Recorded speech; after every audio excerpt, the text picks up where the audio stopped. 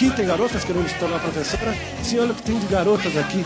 E aqui tem garotas querendo se tornar professoras? Sim, tem garotas aqui querendo se tornar professoras. Você tem perguntas a respeito da questão da educação para fazer ao professor Paulo Freire? Telefone 252-6525. É só ligar, é só detonar, é só conversar, é só pedir e você vai estar conversando aqui conosco, tá bom? Bom, tem algumas faixas aqui, mas como a gente não mostra faixas, vai ao vivo mesmo. Tem uma faixa que iria ser mostrado. O que está escrito na faixa?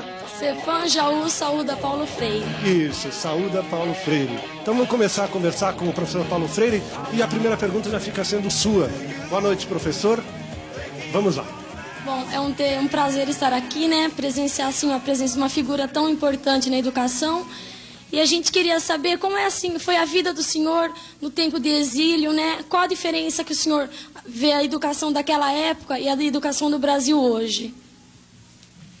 Bem, em primeiro lugar, eu gostaria de agradecer a vocês, a direção do programa, da televisão, por me convidarem.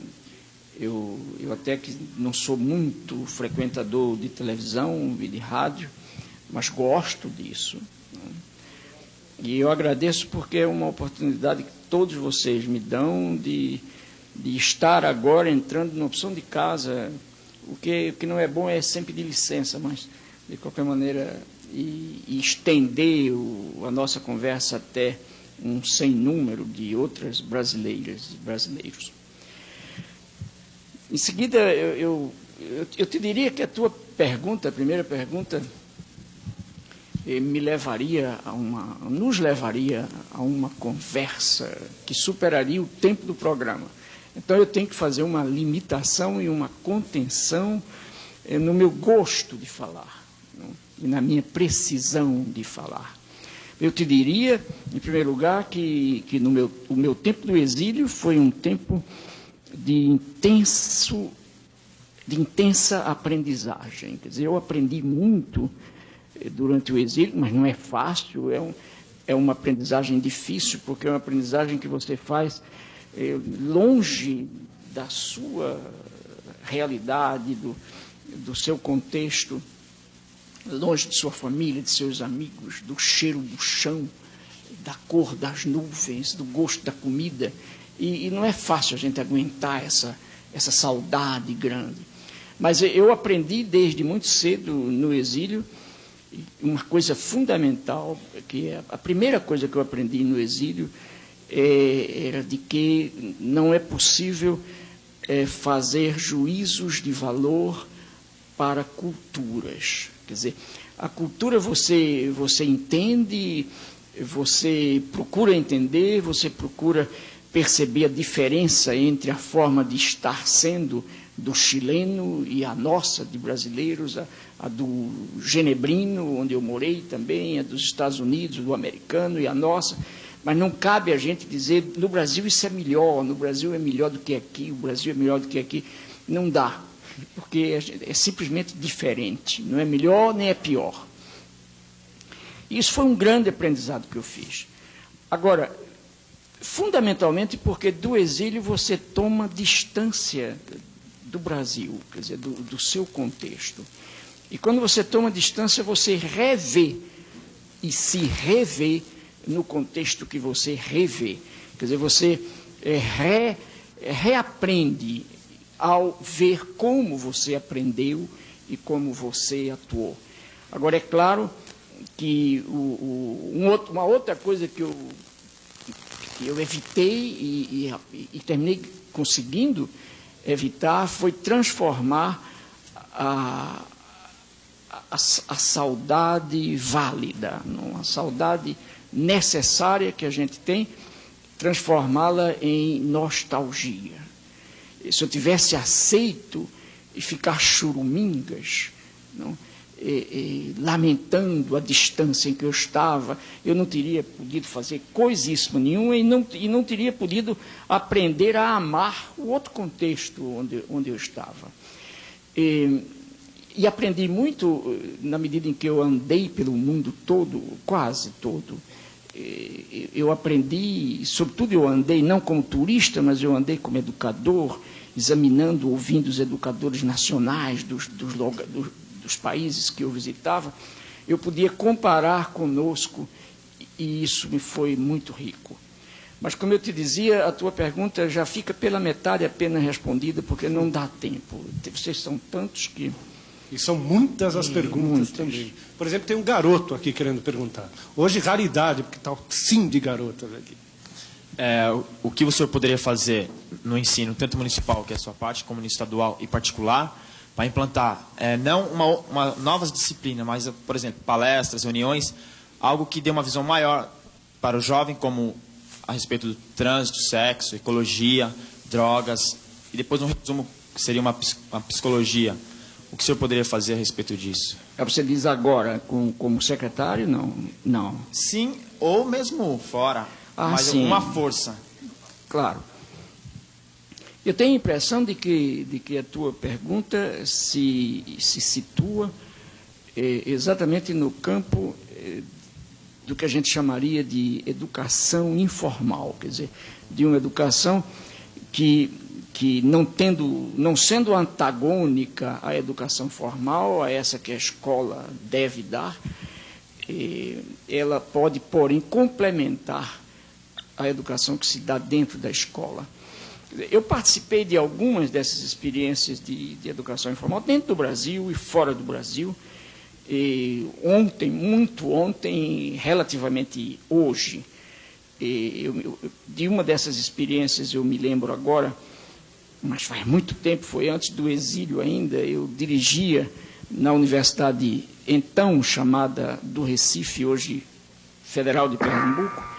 Eu dirigia o que a gente chamava lá de serviço de extensão cultural, e eu me lembro de que oferecíamos uma série de cursos informais a jovens como vocês sobre realidade brasileira, sobre democracia, sobre socialismo, quer dizer, isso foi nos anos 60, com uma presença enorme de jovens. E o que foi interessante é que aqueles cursos que nós dávamos aos jovens alunos de curso secundário terminaram por provocar seus professores a nos procurar também, porque os jovens começaram a fazer um tipo diferente de pergunta aos professores nos ginásios de que eles participavam.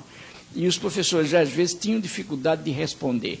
E os jovens estavam ganhando um tipo de conhecimento um pouco mais rigoroso do que os professores deles. Então, os professores também nos procuraram e nós passamos a dar cursos informais a eles também. Olha, eu acho, para concluir, eu acho que isso é um direito dos jovens, um direito nosso, dos jovens como dos velhos também, dos velhos que não se deixam envelhecer. O direito de continuar conhecendo, o direito de continuar curioso.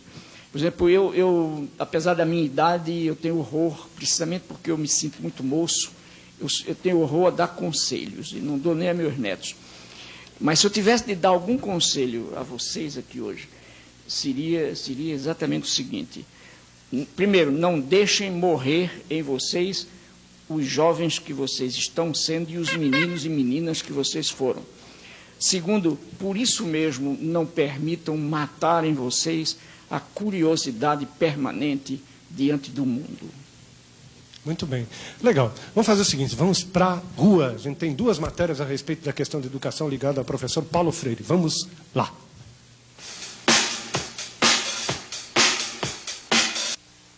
Você conhece Paulo Freire? Conheço. Já ouvi falar, mas eu não sei quem é. Escritor. Professor aqui da faculdade. Trabalha com cultura, né? É um educador, não é? É secretário da Educação. Foi exilado, né? Tem um método pedagógico com uma proposta de educação da classe mais operária. Um método avançado e que resolveu para em vários países e não sei como está hoje em dia tecnicamente o método dele. Ele trabalha muito pouco com a teoria mesmo, ele trabalha mais com o lado prático das pessoas, com a vivência mesmo. De forma que você aprenda em cima daquilo, da tua realidade, né? É um dos grandes homens desse país, né? Sem dúvida.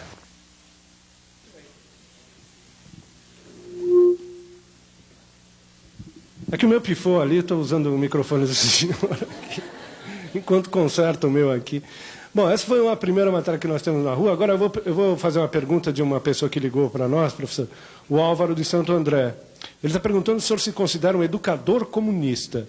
E por que o senhor acha que perguntas como essa acontecem? Olha, eu acho que, em primeiro lugar, esta pergunta é absolutamente legítima. Eu acho que é um direito. Não?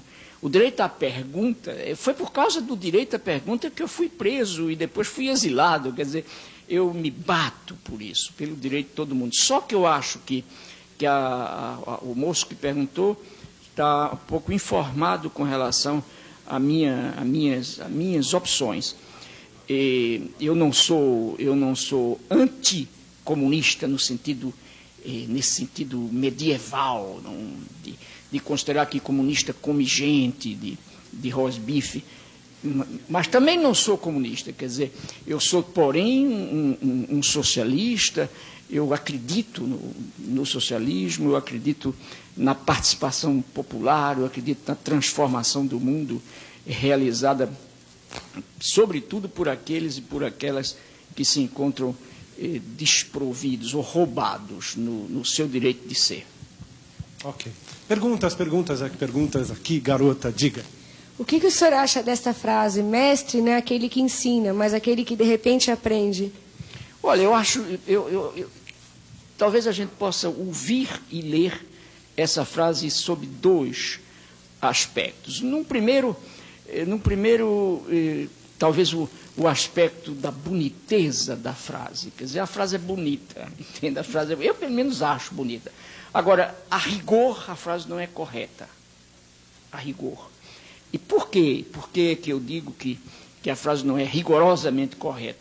Porque, para mim, o mestre é o que ensina também, mas é o que, ensinando, aprende. Quer dizer, é aquele que democraticamente está convencido de que não possui a verdade toda, de que não possui o conhecimento. O conhecimento não é propriedade sua, mas ele, ao mesmo tempo, ou ela, está convencido ou convencida de que, por ser mestre, tem o dever, tem a obrigação de ensinar. Cadê a garota? Aqui. Eu gostaria de saber o que foi a ditadura para a educação brasileira. Ora, puxa, eu acho que isso é uma pergunta muito bacana e é uma pergunta também... Eu imagino a curiosidade de muitos e muitas de vocês aqui, quando se põem diante de mim e ouviram falar de mim, como eu até fiquei muito contente agora com essas respostas que eu ouvi na rua. Quer dizer, eu confesso que ultrapassaram até a minha expectativa. Talvez seja até um pouco de humildade minha, não esperava ser tão conhecido e bem, não, quanto agora as respostas revelaram. Mas eu acho que muitos de vocês devem ficar curiosos com relação a, por exemplo, o que aconteceu em 64 com um cara que, porque estava preocupadíssimo em desenvolver um plano, um programa de alfabetização de adultos para o país, e foi preso por causa disso. Quer dizer, eu realmente me lembro de que quando eu fui para o exílio e comecei a discutir na América Latina, discutir na Europa, nos Estados Unidos, as razões do meu exílio, as razões por que eu fui preso, fui expulso da universidade, e os caras não podiam entender, não podiam compreender. Evidentemente, eu fui preso, eu fui exilado por causa da ditadura. Quer dizer, a ditadura considerou, a ditadura militar de 64, considerou, e não só considerou, mas disse por escrito, publicou, que eu era um perigoso subversivo internacional, um inimigo do povo brasileiro e um inimigo de Deus. Quer dizer, ainda arranjaram essa carga para mim de ser inimigo de Deus. E, puxa, a ditadura, eu acho que a ditadura estragou esse país da gente durante muito tempo e continua estragando hoje. Quer dizer, evidentemente que a ditadura militar não inaugurou no Brasil o autoritarismo. Quer dizer, o autoritarismo está entranhado na natureza mesma da nossa sociedade.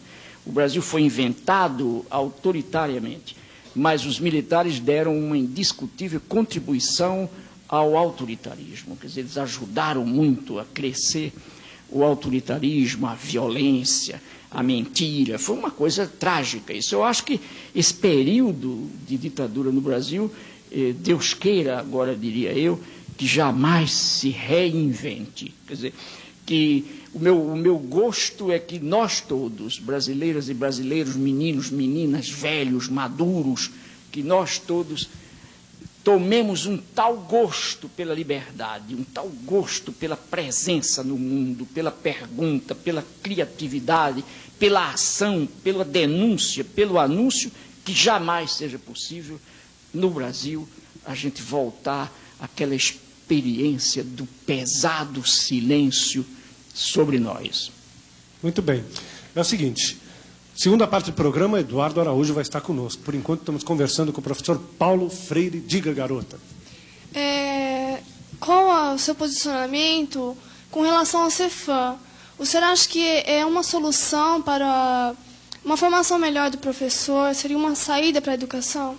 Agora, um momentinho só. Eu gostaria que você explicasse, para quem não conhece, o que é o Cefam. O Cefam é um centro específico de formação e aperfeiçoamento para o magistério, onde os alunos ficam no período integral, tá? Nós recebemos uma bolsa para isso e é mais ou menos isso, tá? Okay. Muito bem, olha, eu não conheço de perto o órgão a que você se refere, mas conheço, sei da sua existência. A minha resposta será possivelmente assim um pouco mais geral, um pouco mais genérica, que inclui, então, o organismo a que você se referiu. Eu acho que a formação nossa de educadores deveria ser uma das preocupações centrais da administração pública.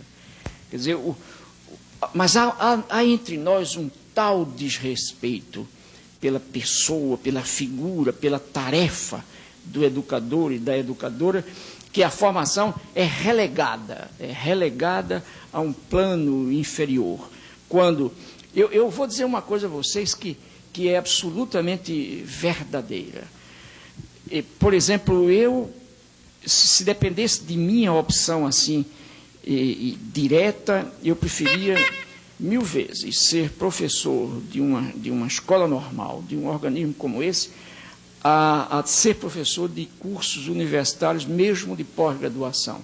Quer dizer, eu acho de uma importância fantástica. Por isso é que depois que voltei para o Brasil, eu não recusei um convite que me tenha sido feito para falar para moços e moças como vocês e que estudam nos cursos de formação.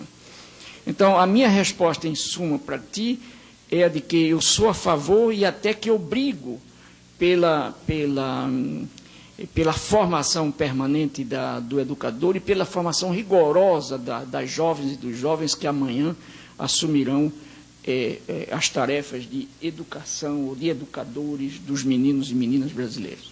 Muito bem. Vamos para o telefone. Tem gente no telefone, existem pessoas querendo falar com o professor. Alô? Alô? Oi, está longe. Quem é? É Leia.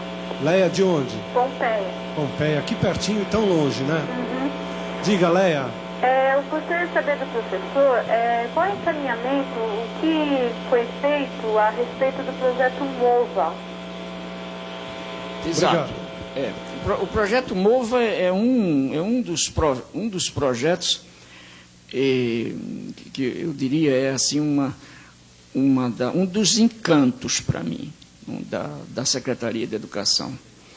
O projeto MOVA me teria que fazer recordar indiscutivelmente minha experiência de tantos anos atrás, quando eu coordenei, quando eu dirigi no Plano Nacional, em Brasília, o Programa Nacional de Cultura Popular e de Educação Popular. Só que agora a gente está fazendo isso, possivelmente, está tentando fazer, possivelmente, e o que deveria ser, de forma um tanto diferente. Quer dizer, agora nós estamos tentando trabalhar diretamente em relação com os movimentos sociais populares. Quer dizer, nós não temos no projeto MOVA propriamente educadores por cuja tarefa nós nos responsabilizemos diretamente. Os educadores são dos movimentos, nós assumimos a responsabilidade da formação técnica, científica dos educadores e das educadoras e passamos também verbas, ou repassamos verbas para os movimentos que pagam aos educadores. Possivelmente nós não tenhamos, porque o nosso sonho era, até o fim deste ano, alcançar 2.000 centros de alfabetização de jovens e adultos. Possivelmente não alcancemos os 2.000, mas até o fim do ano que vem alcançaremos. Ok. Cadê, garota? Atenção, diga. O MOVA é um movimento de alfabetização de adultos, né? De jovens. De jovens. Então, eu queria saber, porque esse movimento não está sendo assim divulgado, né? E a gente sabe que mesmo todo mundo levanta a bandeira de acabar com o analfabetismo, e, no entanto, eu fiquei sabendo que foi barrado dentro das escolas estaduais que se efetivasse esse movimento. Eu queria saber por que ocorre isso, de não caminhar junto à Secretaria do Município com a do Estado, para que se amplie esse movimento, que eu acho que a maioria dos professores aqui não conhece os futuros, que é o MOVA, né? Agora, professor, antes disso também tinha uma pergunta a respeito do plano federal. Quem é que tinha uma pergunta aqui a respeito do ministro Chiarelli? Era a garota. Então vamos já juntar o município, o Estado e a federação. Professor Paulo Freire, espera um pouquinho. O que o senhor acha, né, da proposta do nosso ministro Chiarelli, sobre onde diz que ele será o Senna da educação, propondo que em 5 anos ele acabará com o analfabetismo no Brasil? Tá bem. Eu posso agora tentar uma... Então, dessa tentativa de resposta às duas perguntas que se entrelaçam, eu vou tentar bastante ficar sucinto, mas de qualquer maneira talvez me estenda um minutinho mais só. Em primeiro lugar, eu acho que a tua pergunta tem 2 momentos, tem 2 dimensões. Uma tem que ver com por que não se divulga tanto como se esperava a ação do MOVA. E segundo, a questão da dificuldade que o MOVA estaria tendo junto às escolas do Estado. Eu começaria por aí. Eu acho que não. Eu te confesso, olha, não é que eu queira aqui fazer defesa da Secretaria do Estado. De jeito nenhum, não tem porquê. Agora, o que faz a mim... Eu venho aqui com o gosto da verdade. Posso até errar, equivocar-me, mas eu, pelo menos, não conheço nada que me autorize a dizer que é verdade que nas escolas do Estado estaria havendo dificuldade para a instalação do MOVA. Eu acho que não. Nós temos, inclusive, espaço demais por aí para fazer isso. Agora, com relação a primeira dimensão da pergunta, eu também estranho isso. Quer dizer, eu também gostaria que a imprensa toda, a televisão... Por exemplo, eu vou dizer uma coisa a vocês, pedindo desculpa até, porque pode parecer falta de modéstia. Eu acho que de vez em quando a gente pode ser imodesto, mas não pode ser todo dia.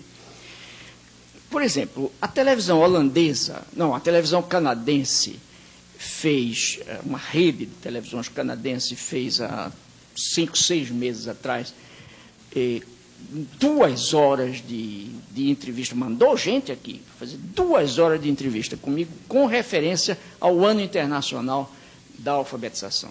2 horas de entrevista, de que resultou um compacto de 40 minutos. A televisão japonesa mandou, uma rede de televisões japonesas mandou aqui uma equipe, há 3 meses atrás, que passou um dia inteiro, terminou até almoçando conosco em minha casa, um dia inteiro trabalhando comigo e com auxiliares meus, assistentes meus. Sobre isso também. A televisão inglesa está chegando dentro de 8 dias aqui para passar um dia inteiro me gravando. Quer dizer, a televisão holandesa foi a única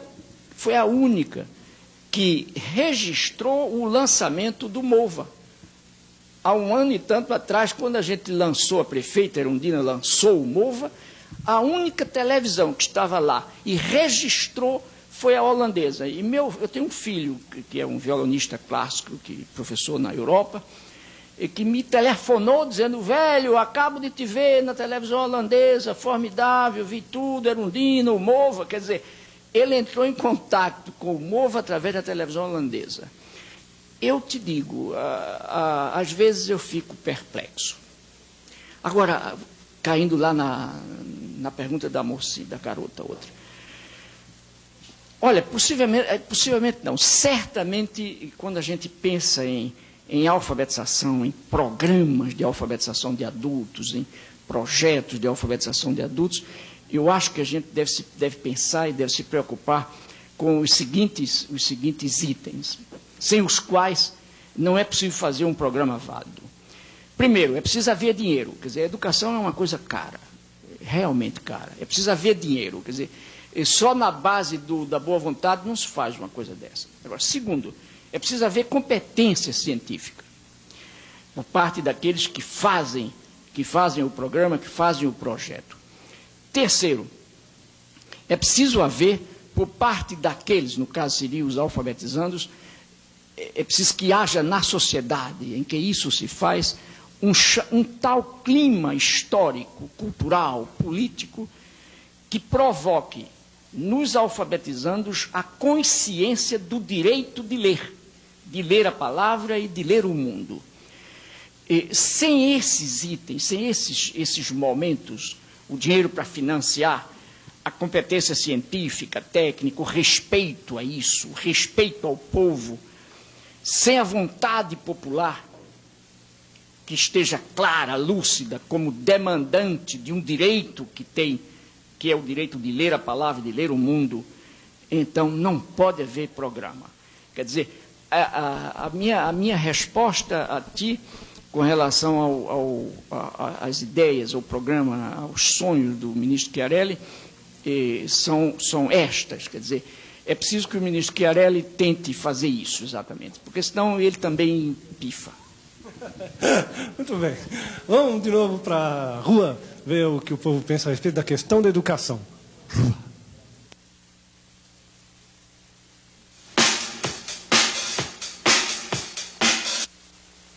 A educação no Brasil?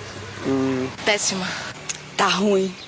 Porque ela é super mal olhada, se é que é olhada, né? Eu acho que tá caótica. Eu acho que precisa de tudo, de uma reforma total.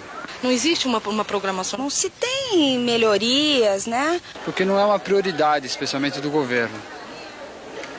Né? Não existem verbas, não existe uma política educacional construtiva. Desde reforma de escola, de todo o sistema, de revisão de métodos, tudo isso.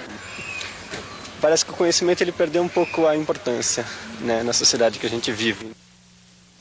Muito bem. Professor, nós estamos... Hoje eu recebi uma carta, nós recebemos muitas cartas aqui, uma média de 300 por dia. E hoje veio uma carta de Salvador que falou que o pior momento do programa para essa pessoa é quando eu começo a falar infelizmente, tal, porque eu vou falar que infelizmente o tempo está acabando, tal, que é o que está acontecendo nesse momento, infelizmente mesmo. Então, primeiro, gostaria de reconvidá-lo para mais meia hora, assim, não vão ser fragmentadas, assim, para entrar de novo em contato com essa garotada, com essa moçada, porque tem muitas perguntas, muita gente gostaria de conversar. Então, já fica o compromisso meu e a agenda é sua. Quando o senhor puder... Isso.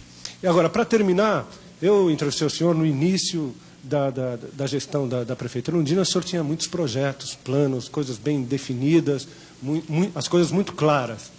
Como é que é? De lá para cá. Ah, sim, puxa. Olha, evidentemente, se você... Muita gente possivelmente dirá que não é verdade, isso, aquilo, outro. Mas é muito difícil você mudar as coisas. Mas o que eu posso te dizer é o seguinte, é que quase tudo aquilo de que eu te falei está fazendo-se. Está fazendo-se. Quer dizer, eu falo assim com uma alegria enorme, entende? Não de um sujeito que sonha demais, mas de um sujeito que está podendo fazer concretamente. Quer dizer, Naquela época, quando tu me entrevistaste, eu estava aflito, porque eu tinha 300 e tantas escolas em estado de deterioração. E hoje em dia, nós temos daquelas 300 e tantas, só 16 para restaurar. E novas, nós temos 100 e poucas, em processo de mudança radical. E isso é uma coisa que eu gostaria de dizer antes de sair. Eu acho que os brasileiros precisávamos, no comando da coisa pública, primeiro, respeitar muito a coisa pública mesmo, sabe? E o Brasil vem sendo e tem sido um país de inaugurações, quer dizer, a gente inaugura, às vezes, até coisa que não pode ser inaugurada, que não está completada ainda. Eu encontrei algumas escolas assim, com placas já de inauguradas, e até hoje a gente nem pôde inaugurar ainda, porque ainda está fazendo a escola que foi inaugurada 2 anos atrás, imagine. Que coisa terrível. Mas eu acho que é uma coisa que a gente precisava fazer, além de inaugurar, era preservar o inaugurado, era cuidar, era manter. A manutenção dos prédios públicos é uma exigência de quem administra. Às vezes há também quem pense que cuidar disso significa ser só administrativista da coisa pública. Não, não é isso. É que se você tem uma responsabilidade pública, você tem que administrar mesmo. E administrar significa cuidar seriamente, rigorosamente, do bem público. E a gente está fazendo isso. Então, queria agradecer ao professor Paulo Freire, muito obrigado por ter estado aqui. Queria agradecer já o pessoal que veio especialmente de Jaú, as pessoas vieram hoje interessadas, lotando aqui Matéria-Prima para conversar com o senhor. Esperamos uma próxima oportunidade de continuar.